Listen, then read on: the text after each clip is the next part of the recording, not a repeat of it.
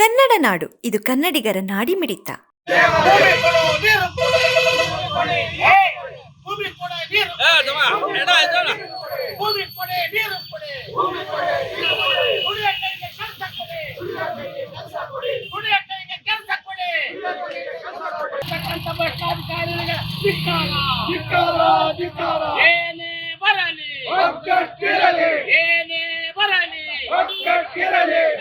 ನಾವಿವತ್ತು ಪಾದಯಾತ್ರೆ ಮಾಡುವ ಉದ್ದೇಶ ಸುಮಾರು 2-3 ತಲೆಮಾರುಗಳಿಂದ ಒಂದು 130 ಎಕರೆಯಲ್ಲಿ ಹಳಕೋಟೆ ಜನರೆಲ್ಲ ಸಾగు ಮಾಡ್ತಿದಾರೆ.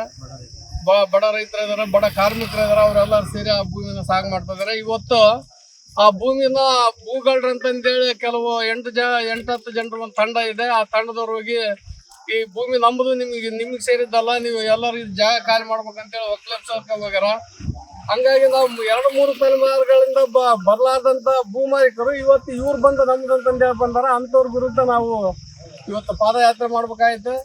ಈ ಪಾದಯಾತ್ರೆಗಿಂತ ಮುಂಚಿತವಾಗಿ 24/2/2026 DC ಕಚೇರಿ ಮುಂದೆ ಕೂಡ ಅವ್ರ ಬಗ್ಗೆ ಕಾನೂನು ಕ್ರಮ ತಗರಿ ಅಂತಂದೇಳಿ ಹೋರಾಟ ಮಾಡಿದ್ವಿ.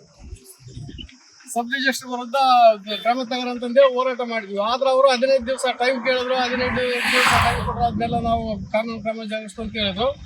ಆದ್ರೆ ಇದುವರೆಗೂ ಅವ್ರು ಯಾವುದೇ ಕ್ರಮ ತಗೊಂಡಂತ ಕಾರಣ ನಾವು ಇವತ್ತು ಸಿರುಗುಪ್ಪದಿಂದ ಬಳ್ಳಾರಿವರೆಗೆ ಪಾದಯಾತ್ರೆ ಮಾಡ್ತೀವಿ. ಸರ್ ಎಲ್ಲ ರೆಡ್ಡಿ ಸರ್ ಇದಾರಲ್ಲ, ಅವ್ರದ್ದು ಒಂದು 8 ಜನರ ತಂಡ ಇದೆ ಸರ್. ಶಿವಕುಮಾರ್, ಮಹಾಂತೇಶ, ರಾಮರೆಡ್ಡಿ ಅಂತ ಸೇರಿ ಇವರು 8 ಜನರ ತಂಡ ಹೋಗಿ ಆ ಭೂಮಿಯಲ್ಲಿ ಉಳಿಮೆ ಮಾಡ್ತಕ್ಕಂಥ ರೈತರನ್ನೆಲ್ಲ ಒಕ್ಕಲಿಸ್ತಾರೆ. ಈ ಭೂಮಿ ನನಗೆ ಸೇರಿದ್ದು, ನಿಮ್ಮದಲ್ಲ, ನೀವು ಸುಮಾರು 2-3 ತಲೆಮಾರುಗಳಿಂದ ಇವ್ರು ಸಾగు ಮಾಡ್ತಾರೆ. ಆ ಭೂಮಿ ಬಿಟ್ಟರೆ ಬೇರೆ ಭೂಮಿ ಇಲ್ಲ ಸರ್. ಅಲ್ಲಿ ಸಾగు ಮಾಡ್ತಕ್ಕಂಥ ಎಲ್ಲ ಜನ ಕೂಡ ವಾಲ್ಮೀಕಿ ಜನಾಂಗ, ಎಷ್ಟಿ ಜನಾಂಗ.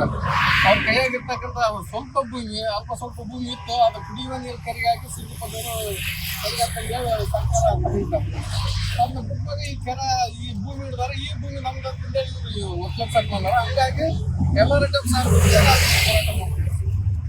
ಸಮಗ್ರ ಸುದ್ದಿಗಳಿಗಾಗಿ ತಪ್ಪದೆ ನೋಡಿ ಕನ್ನಡ ನಾಡು ವಾಹಿನಿ. ಸಬ್ಸ್ಕ್ರೈಬ್ ಮಾಡಿಕೊಳ್ಳಲು ಕೂಡಲೇ ಪಕ್ಕದಲ್ಲಿ ಕಾಣುವ ಬೆಲ್ ಐಕಾನ್ ಕ್ಲಿಕ್ ಮಾಡಿ ನೋಟಿಫಿಕೇಶನ್ ಪಡೆಯಿರಿ.